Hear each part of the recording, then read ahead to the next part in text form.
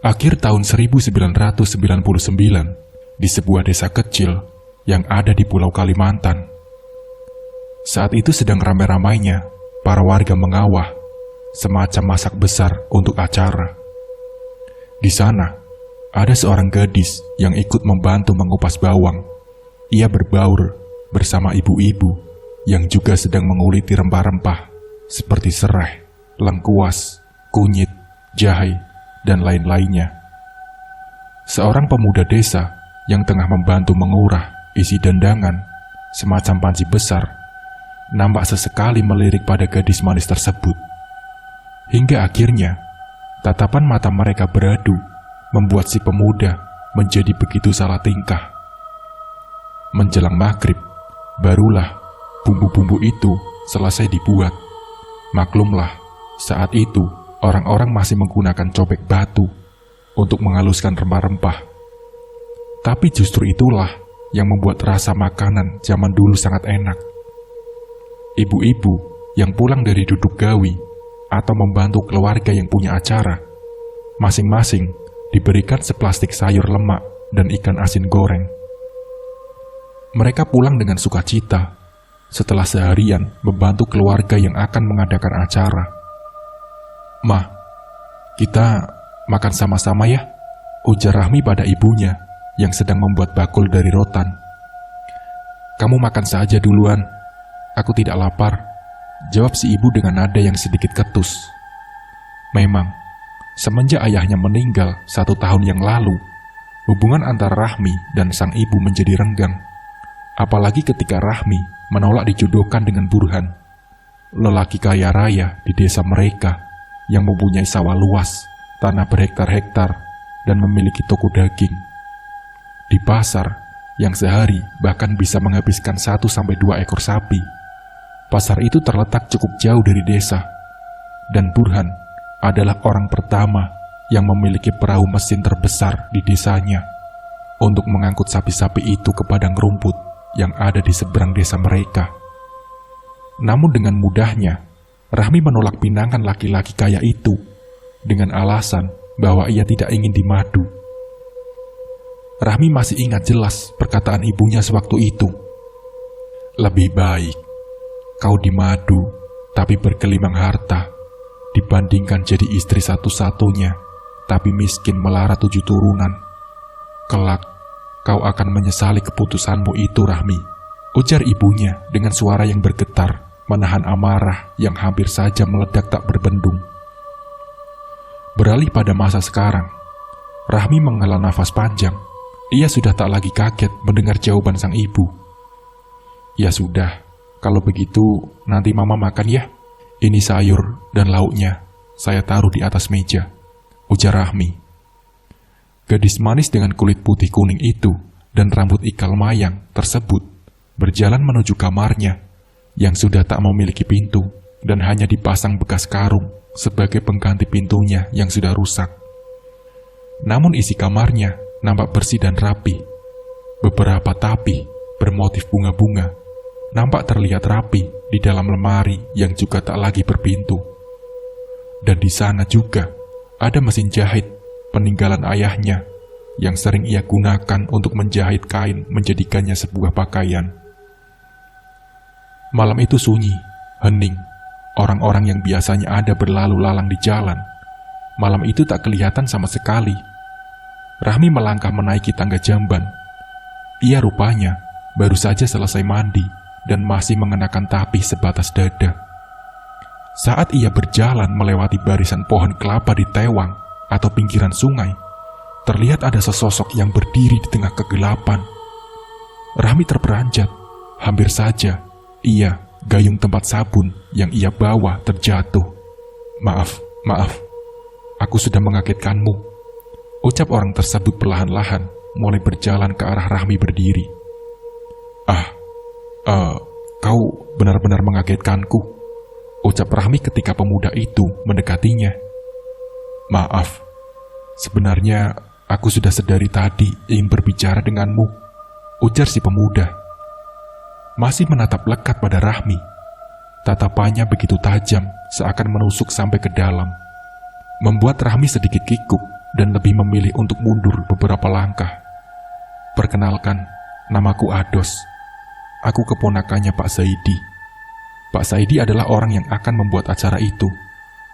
Aku dari desa yang lumayan jauh dari sini," ujar pemuda tersebut seraya membungkukkan tubuhnya.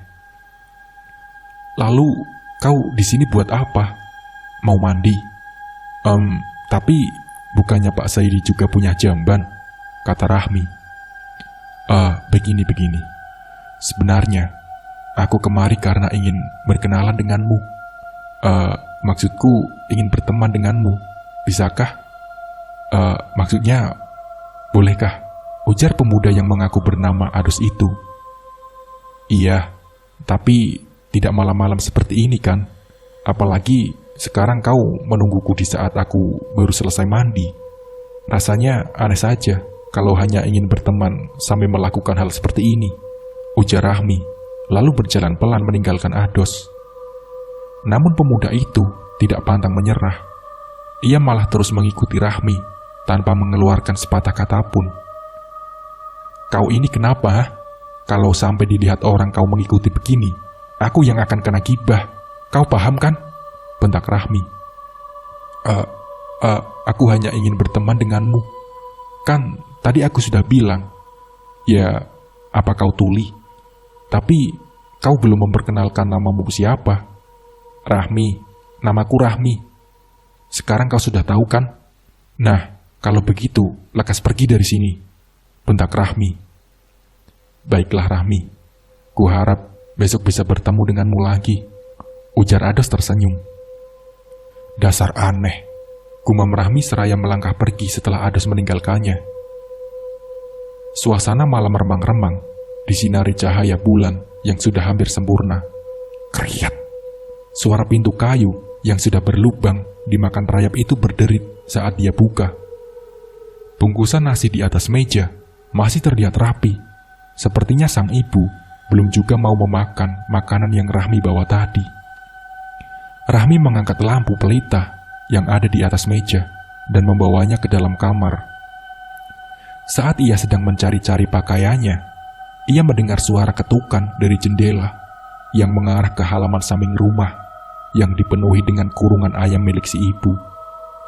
Rahmi perlahan-lahan mulai membuka sunduk atau palang kayu di jendelanya.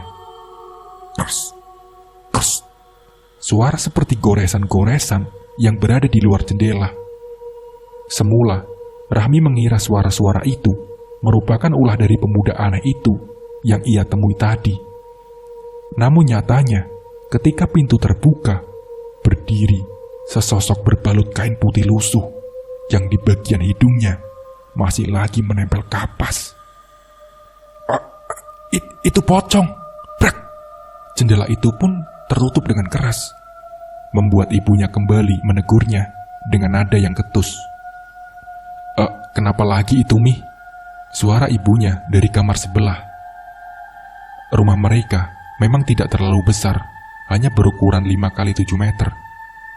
Rahmi tidak menjawab, jantungnya masih berdetak tak karuan. Suara-suara yang sama masih terdengar di luar. Kali ini diikuti suara seperti robekan kain. Dengan tangan yang gemetar, ia berusaha untuk mengunci jendelanya kembali. Di pagi harinya, Rahmi sudah berada di rumah Pak Zaidi untuk bantu-bantu. Ibu-ibu yang sedang menggoreng bawang tersebut rupanya sedang asik-asik gibah. Mereka membicarakan tentang anak si tuan rumah, yaitu Pak Zaidi, yang konon katanya diketahui sudah hamil duluan sebelum menikah. Dan saat sedang asik-asik gibah, istri Pak Zaidi muncul dari dalam rumah. Sontak saja, ibu-ibu tersebut secara spontan langsung mengalihkan pembicaraan. "Itu kambingnya sudah dipotong-potong apa belum?" ujar ibu-ibu itu menuju ke arah dandang yang digunakan untuk menaruh daging kambing.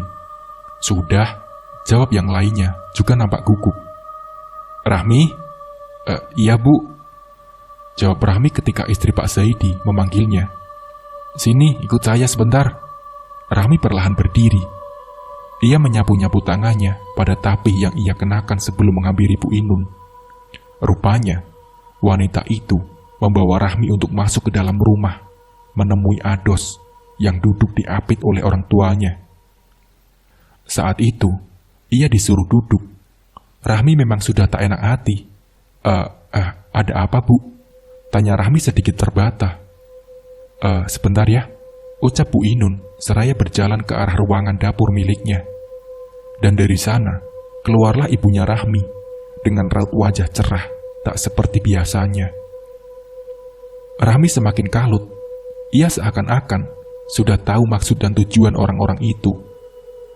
Setelah mengobrol lumayan lama, akhirnya ayah dari Ados mulai menyatakan maksudnya. Zaman dulu, di sini memang kalau sudah suka, langsung lamar dan menikah. Hanya sedikit saja yang mengenal kata pacaran. Saya tidak mau menikah, jawab Rahmi yang membuat ibunya seketika melotot. Apa alasan kamu, Rahmi? Ados ini bujang, pekerja keras, dan yang pasti dia sangat sayang padamu. Bentak ibunya tak dapat menahan amarahnya yang meluap-luap setelah mendengar jawaban dari Rahmi. Tapi saya tidak suka dijodoh-jodohkan, Bu. Saya akan menikah hanya dengan orang yang saya suka, kata Rahmi.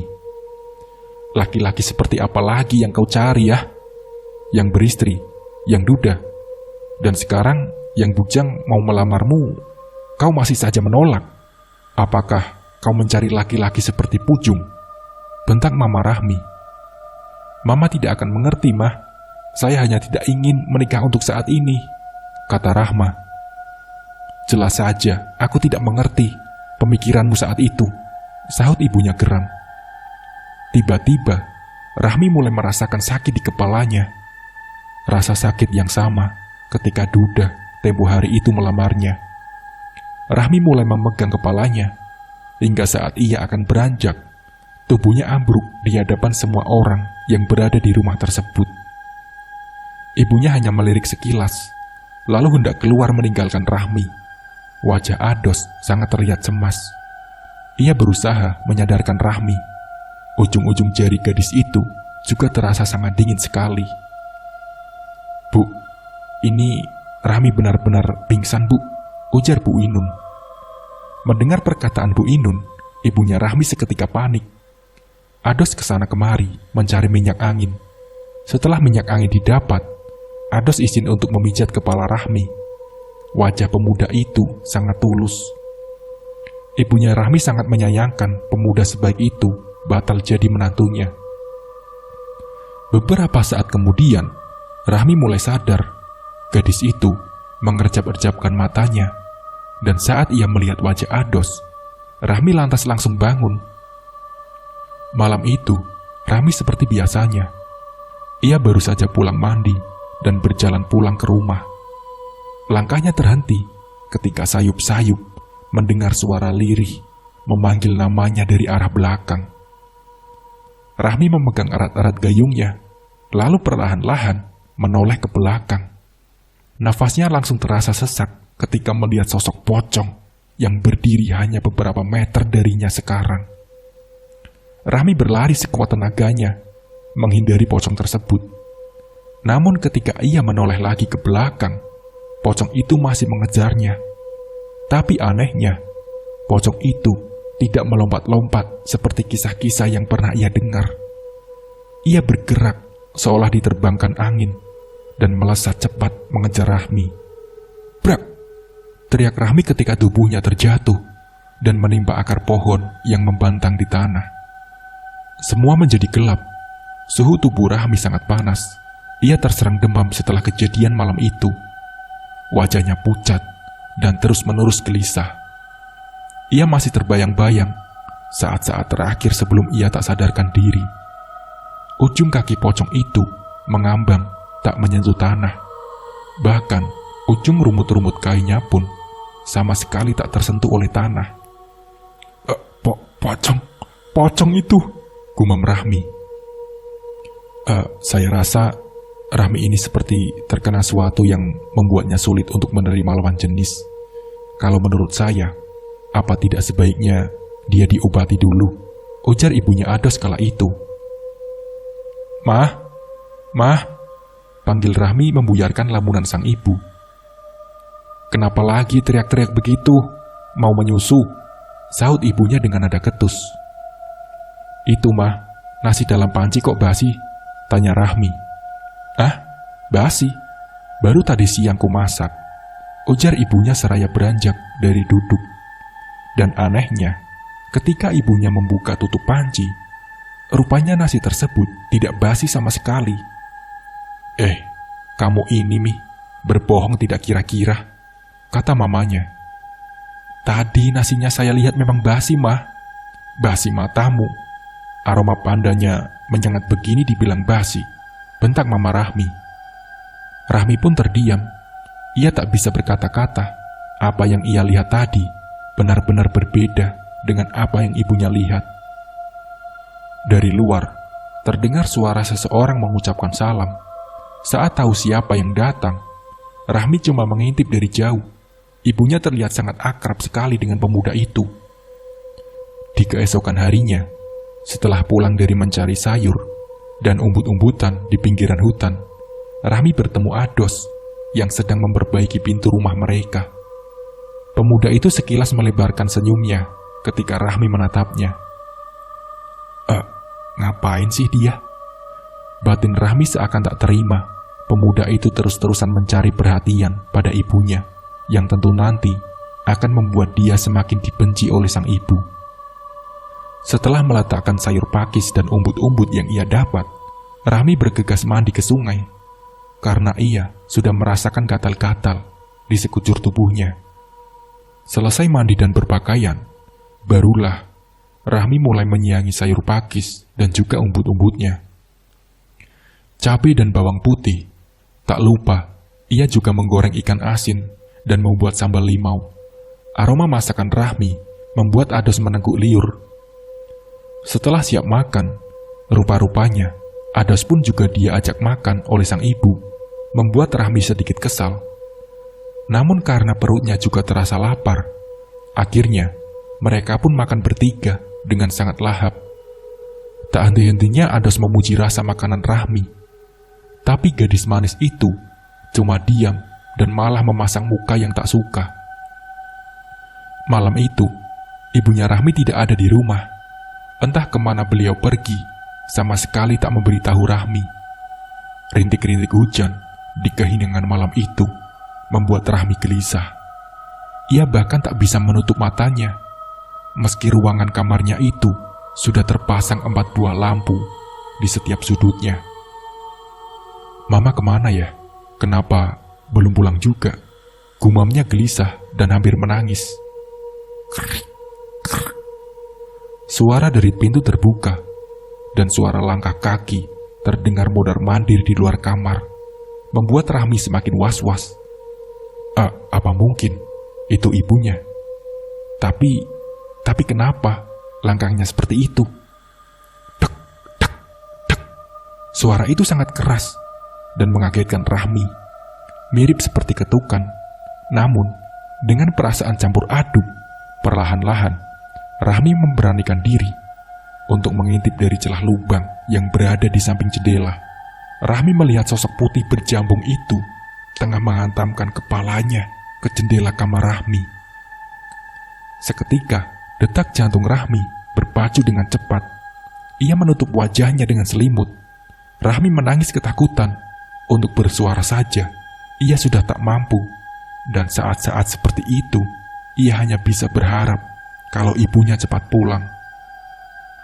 Sementara, suara di luar jendela itu dan di depan pintu semakin menjadi.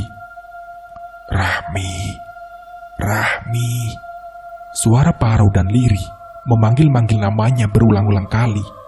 Rahmi semakin ketakutan. Ia meremas selimutnya dengan sangat kuat, seakan tak ingin kalau selimut itu terlepas dan terbuka dari wajahnya. Brak! Suara mirip pintu yang dibanting dengan sangat keras membuat tubuh Rahmi terlambung. Lalu setelah itu hening. Sementara di tempat lain, ibunya Rahmi rupanya saat itu sedang berada di sebuah rumah lelaki tua dengan telinga yang cukup panjang, tidak seperti telinga orang pada umumnya. Lelaki itu mengisyaratkan pada laki-laki yang lebih muda untuk mendekat Lalu kemudian mereka berdua berbicara dalam bahasa daerah yang tak dimengerti oleh ibunya Rahmi dan orang tua Ados. Anak ibu terkena penglarang, tapi bukan penglarang seperti yang sering kita tahu. Ini lebih berbahaya dan sangat sulit disembuhkan, ujar lelaki tersebut menerjemahkan bahasa daerah mereka ke bahasa ibunya Rahmi. Mendengar hal itu, ibunya Rahmi seketika menutup mulut dengan kedua telapak tangannya. Matanya mulai berkaca-kaca. Ibunya Ados segera menenangkan.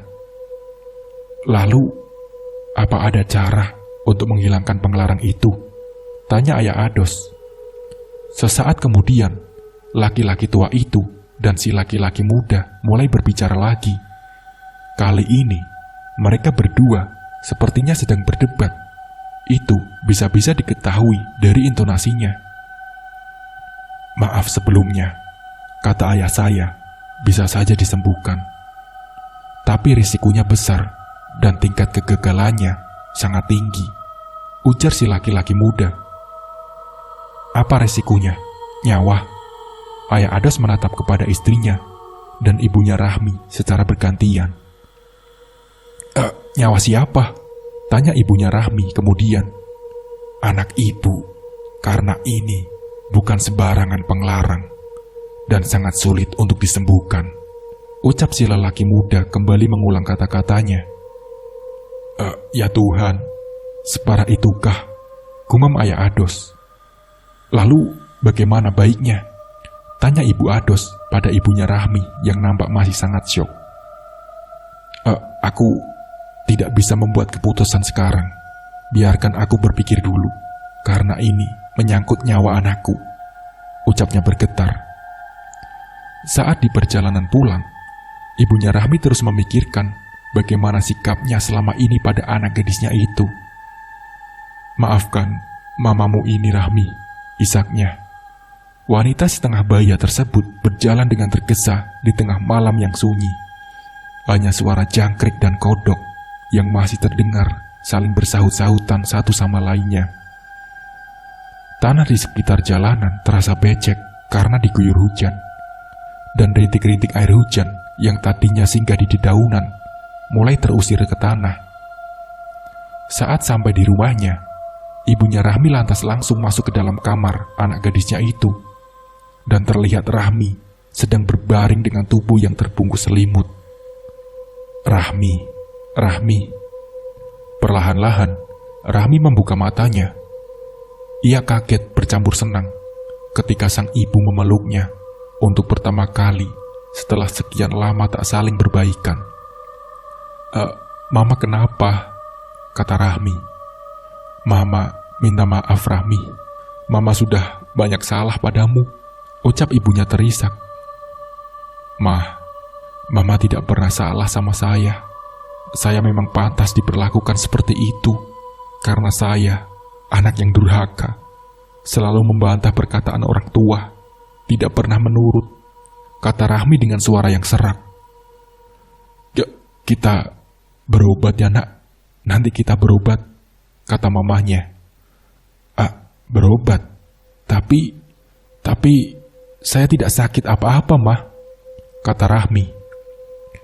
Ibunya menarik nafas panjang. Ia diam saja. Nampaknya ia enggan untuk menceritakan apa yang terjadi pada Rahmi. 2 hari sudah setelah kepulangannya dari rumah lelaki tua itu. Namun ibunya Rahmi belum juga dapat memutuskan apa ia harus membawa Rahmi berobat dengan resiko nyawa tersebut atau membiarkan Rahmi perawan sampai ketua. Tentu itu adalah pilihan yang sangat sulit baginya. Kemudian terlintas ide yang ia rasa bisa menjadi jalan tengah untuk masalah tersebut, yaitu pelan-pelan membuat Rahmi menyukai Ados. Karena yang ia tahu jika terkena penglarang itu akan membuat si korban sulit menerima orang yang benar-benar tulus menyayanginya. Dan jika Rahmi bisa menerima cinta Ados, maka penglarang itu mungkin saja secara otomatis akan menghilang. Itulah yang dipikirkan oleh ibunya Rahmi. Nak, mamamu ini sudah tua. Rasanya Mama ingin sekali mempunyai menantu dan juga cucu, ucap ibunya Rahmi ketika sedang minta dicarikan uban pada Rahmi. Gadis manis itu hanya diam, tak menanggapi sama sekali. Rahmi, Mama sayang sama kamu, nak. Mama tidak ingin kalau sampai Mama mati nanti, tidak ada siapa-siapa yang menjagamu. Setidaknya, kalau Mama mati nanti, Mama bisa tenang kalau kamu sudah punya keluarga sendiri, kata Mama Rahmi. Rahmi menghela nafas panjang. Ia menatap ayam-ayam yang tengah asik mengais makanan dari daun-daun yang menutupi ramah-ramah dedak. Saya belum menemukan orang yang tepat, Mah, kata Rahmi. Ados itu pemuda yang baik, nak. Rajin dan sayang sekali sama kamu, Mi. Cobalah kamu buka sedikit hatimu untuk menerimanya. Setidaknya sebagai teman agar kau tahu lebih jauh tentang kepribadian anak itu, kata mamanya Rahmi lagi. Rahmi pun terdiam. Matanya masih liar menatap ayam-ayam yang berada di tanah. Tapi ia benar-benar menerima nasihat dari ibunya. Dan saat Ados datang ke rumahnya, Rahmi menyambut pemuda itu dengan sedikit lebih baik dari hari-hari sebelumnya. Tentu Ados yang merasa kalau Rahmi sudah mulai membuka hati untuk dirinya menjadi sangat senang sekali. Semakin hari, kedekatan keduanya semakin menjadi. Bahkan tak segan-segan, Ados juga pelan-pelan mulai merenovasi rumah Rahmi. Niat baik pemuda itu sempat ditolak baik-baik oleh Rahmi. Namun Ados tetap bersikeras kalau itu murni keinginannya menolong sebagai sahabat, bukan karena mengharapkan imbalan atau sejenisnya. Itulah yang membuat Rahmi tidak bisa menolak.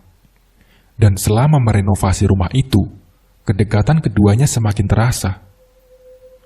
Sekilas, jika melihat mereka, orang-orang pasti berpikir kalau keduanya adalah pasangan suami istri yang sangat bahagia. Namun nyatanya tidak seperti itu. Senyuman di wajah Rahmi akan menghilang dikala malam mulai menjelang.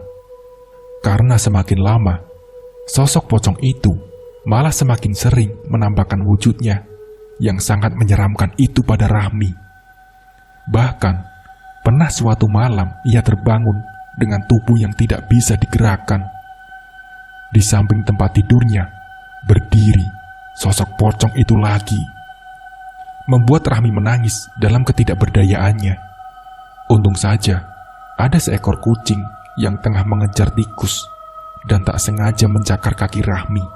Dan itulah yang membuatnya bisa tersadar dari gangguan tersebut. Kamu tahu, sejak hari itu, aku seringkali diganggu sosok pocong. Aku selalu mendengar suara memanggil lirih namaku. Dan aku merasa kalau pocong itu selalu mengikutiku kemanapun aku pergi. Cerita Rahmi pada Ados yang duduk di atas potongan kayu api yang sudah dijemur. Kau percaya tidak kalau seseorang yang sangat menginginkan kita, tapi kita menolaknya, dia akan dendam, bahkan bisa menguji jodoh kita. Dan itu disebut penglarang, kata Ados. Apa? Maksudmu? Tanya Rahmi tak mengerti.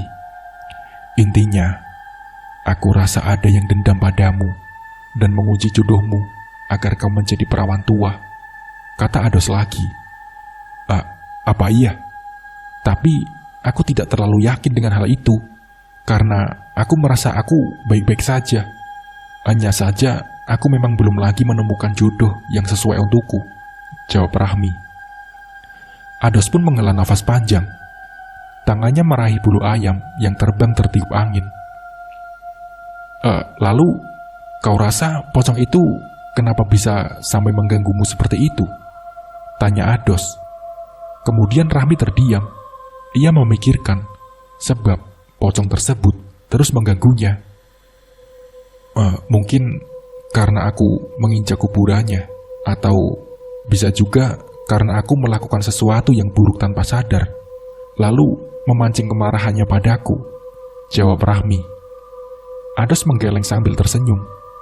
Mereka tidak akan semudah itu mengganggu kita, kalau tidak ada apa-apanya, kata Ados. Lalu menurutmu kenapa aku selalu diganggu? Kata Rahmi. Itu karena...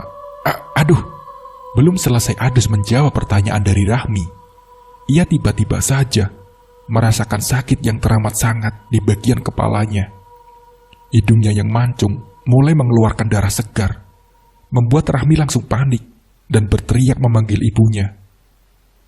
Mengira Ados hanya mengalami mimisan biasa, ibunya Rahmi lantas memasukkan daun sirih di hidung Ados untuk menghentikan darah yang terus menetes keluar. Namun sampai hampir setengah jam, darah di hidung Ados masih terus menetes hingga membuat pemuda itu menjadi lemas dan pucat. Beberapa orang warga yang lewat diminta tolong oleh ibunya Rahmi untuk membantu mengangkat tubuh Ados dan membawanya ke rumah Pak Zaidi. Pak Zaidi dan Bu Inun kelihatan sangat panik sekali kala itu. Mereka yang termasuk orang berada itu pun langsung membawa Ados pulang ke desanya dengan menaiki perahu motor, dan Rahma pun ikut serta mengantar pemuda tersebut. Sesampainya di rumah Ados, orang tuanya langsung membawanya ke rumah si lelaki tua bertelinga panjang. Di rumah itu, Ados dibaringkan di atas kain hitam, dan tubuhnya diperahi dengan limau nipis. Bagian hidung yang berdarah dikucuk, disedot oleh si lelaki tua. Sampai sebuah benda keluar dari dalam hidung Ados. Benda itu mirip tanah, namun nampak hidup. Dan setelah dibacakan mantra-mantra, benda itu seketika berubah menjadi robekan kain kaci.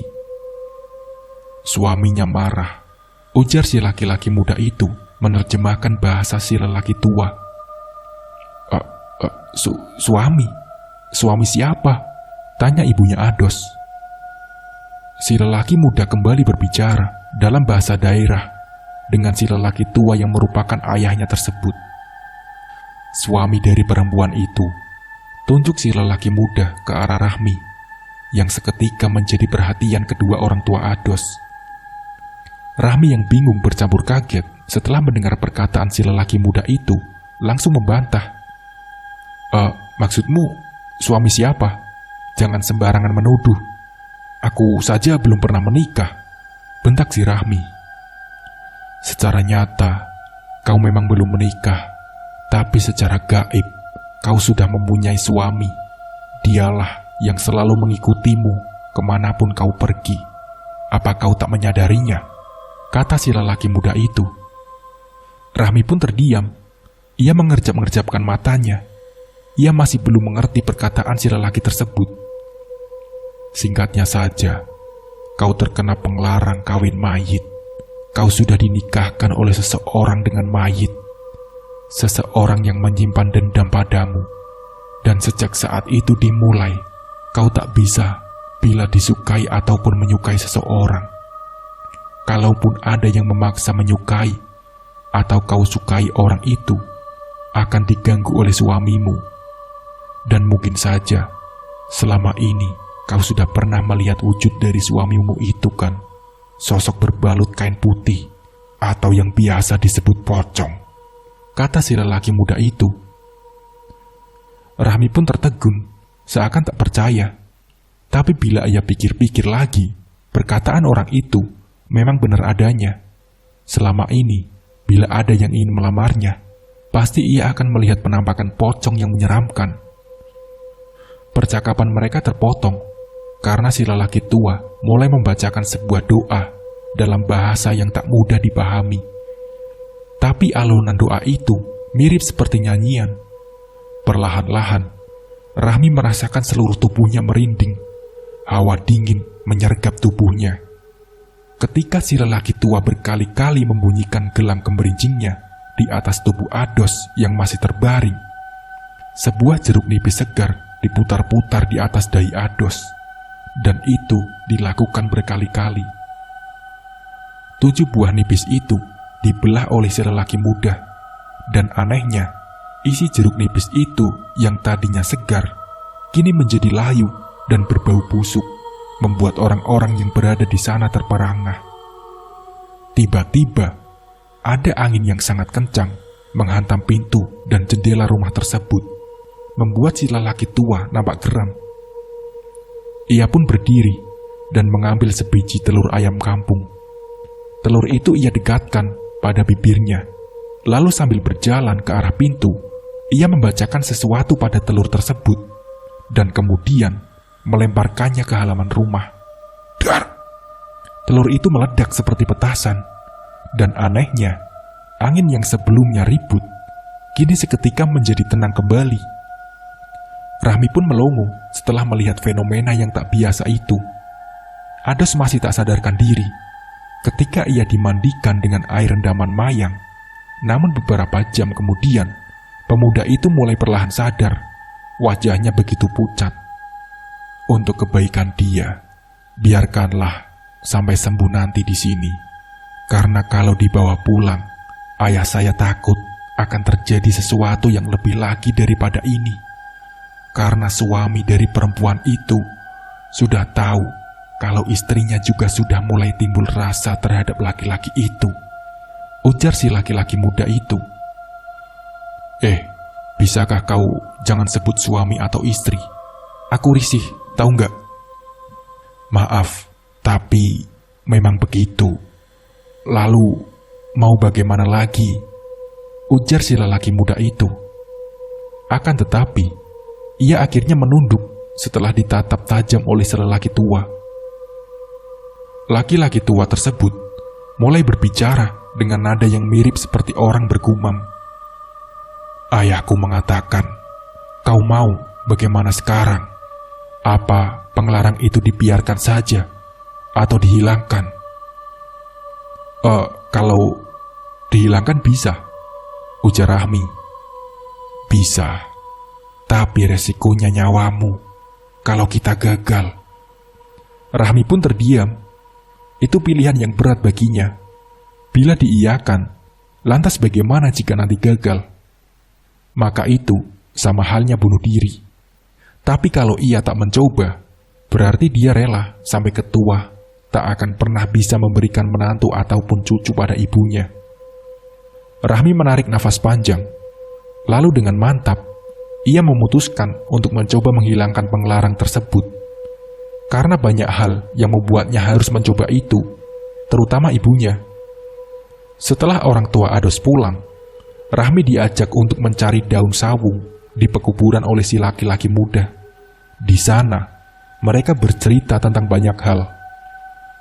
Kalau misalkan nanti gagal, berarti aku akan mati, tanya Rahmi lirih. Daun sawang itu dibawa pulang, lalu diletakkan di bawah-bawah pintu dan jendela.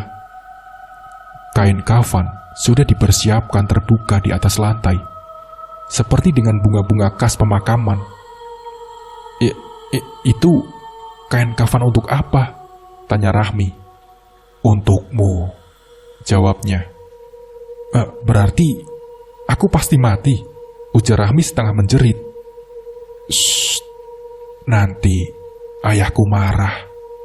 Kain kafan itu akan digunakan untuk membungkusmu, agar kamu bisa bertemu dengan maksudku pocong itu, ujar si laki-laki muda itu yang tak diketahui namanya tersebut. Aku tidak mau kalau harus bertemu dengan hantu itu lagi. Melihatnya saja membuatku sakit dan dendam, ujar Rahmi.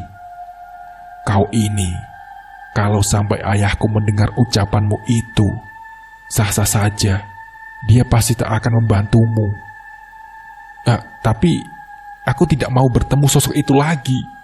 Dan bukannya kita ingin menghilangkan penglarang itu, yang berarti tidak akan pernah lagi membuatku melihat pocong itu, kata Rahmi. Belum sempat menjelaskan lebih rinci, si lelaki muda itu sudah dipanggil oleh ayahnya. Rupanya, ia disuruh untuk memberikan ramuan penambah darah pada Ados. Rahmi duduk berselunjur, kaki di pelataran rumah yang hanya memiliki lebar 1 meteran tersebut. Matanya jauh menatap ke langit, memikirkan apa yang sedang menimpa dirinya. Kenapa orang begitu tega padaku? rintih batin Rahmi. Sekitar pukul 9 malam, ibunya Rahmi dan orang tua Ados sudah berada di rumah tersebut sejak 2 jam yang lalu. Sebelum dikafani, Rahmi terlebih dulu dimandikan oleh selelaki tua. Lalu setelah itu, ia diperlakukan layaknya seperti orang meninggal dengan dibantu oleh ibunya Ados. Rahmi dipakaikan kain kafan. Rasanya begitu sangat deg-degan bagi Rahmi. Kemudian setelah itu, tubuhnya dioleskan dengan minyak wangi dengan berbau sangat aneh. Perlahan-lahan, Rahmi mulai merasakan sesuatu yang aneh pada tubuhnya. Ketika si lelaki tua mulai membacakan doa-doa, tubuh Rahmi dari ujung kepala hingga kaki merasakan tubuhnya seperti ditarik dengan sangat kuat. Bangun-bangun ia sudah berada di sebuah perumahan yang sangat mewah. Dan anehnya, di setiap rumah itu tertulis nama-nama pemiliknya. Dan Rahmi dibawa oleh seorang laki-laki muda yang sangat tampan ke sebuah rumah yang bertuliskan Ayung. Laki-laki itu sama sekali tak mengeluarkan sepatah kata pun dari mulutnya. Namun Rahmi bisa menangkap raut kesedihan pada wajah lelaki itu. Lalu saat si lelaki menunjuk ke arah depan, tiba-tiba rumah-rumah mewah tadi seketika berubah menjadi kuburan. Nafas Rahmi turun naik. Ia menjerit sekeras-kerasnya ketika si lelaki tampan di hadapannya berubah menjadi sosok pocong yang menyeramkan. Pocong yang selama ini mengganggunya. Tubuh Rahmi yang masih berada dalam kain kafan itu bergetar hebat dan membuat si laki-laki muda terkejut setengah panik. "Berikan pelepah pisang itu padanya," suruh si lelaki tua.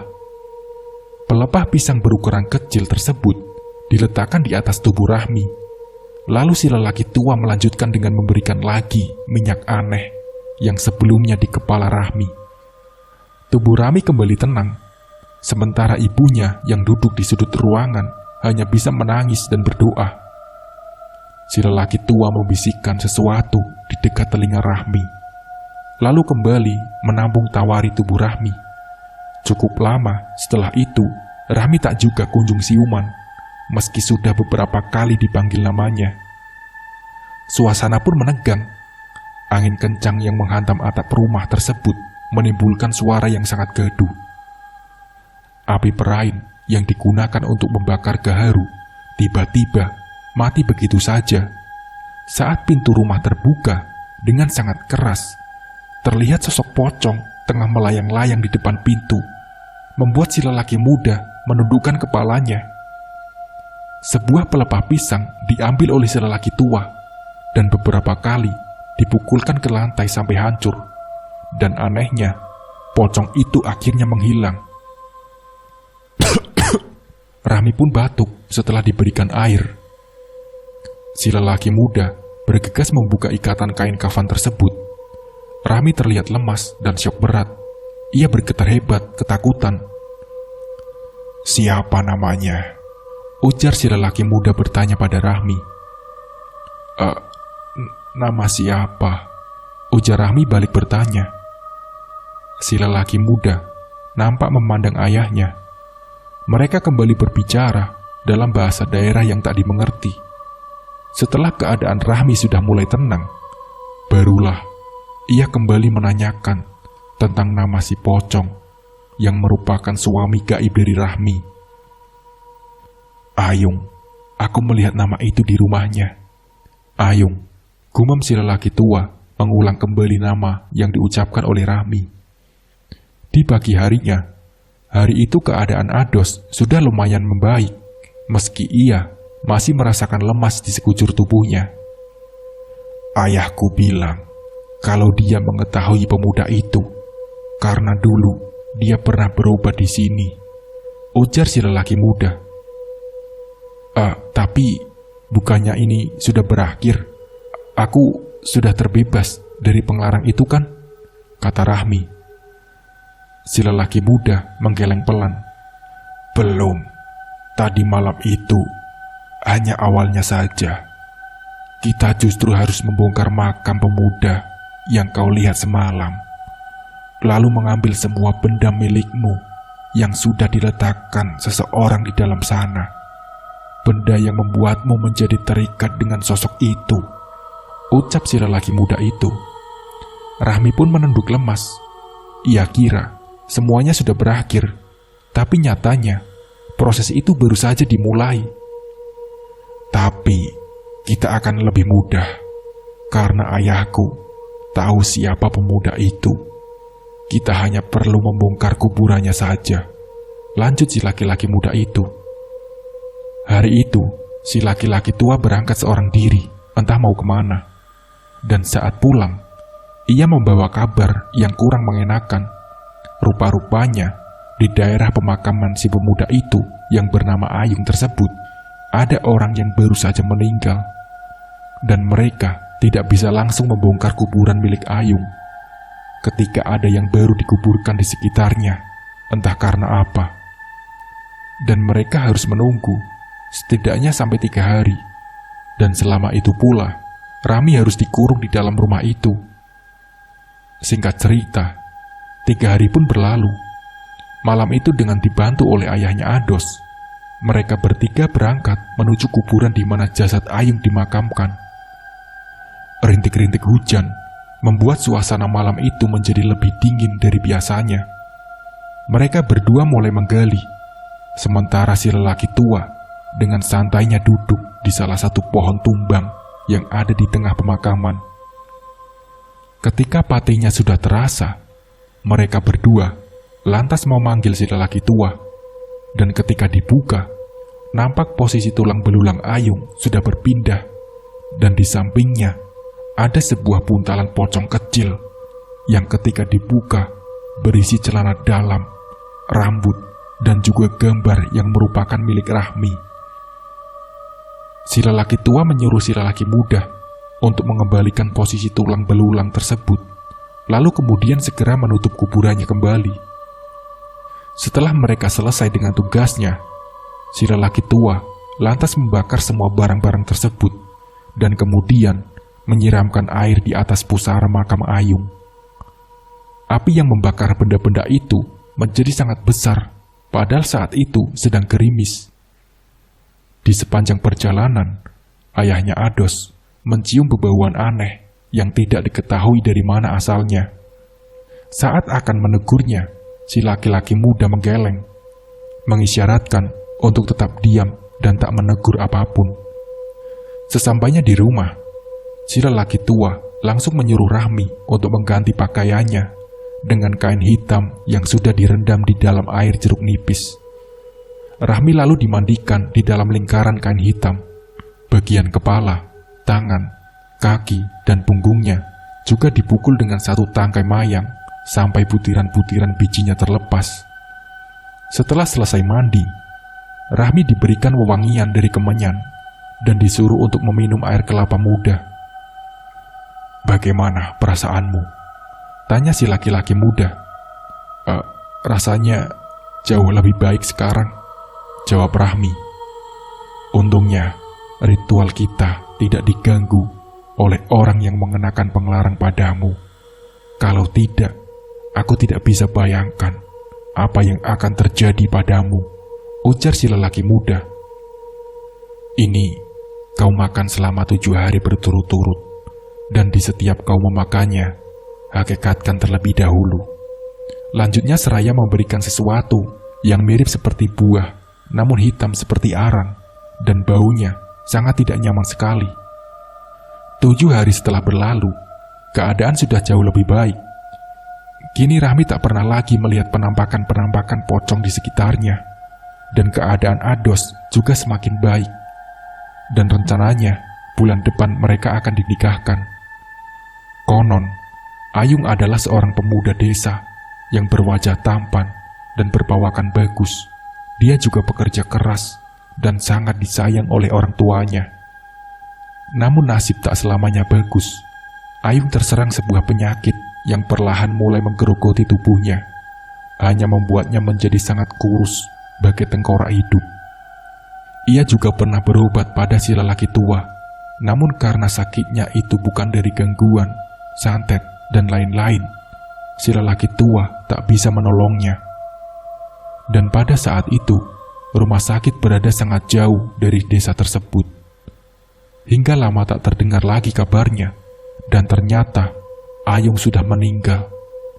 Dan kemudian, mayatnya dimanfaatkan untuk hal-hal yang tidak baik, karena memang semasa hidupnya, Ayung dikenal tak pernah dekat dengan perempuan manapun.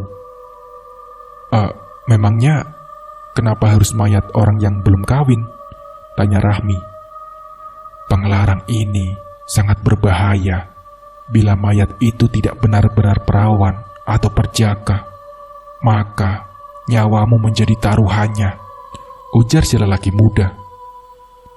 Rahmi menghela nafas panjang.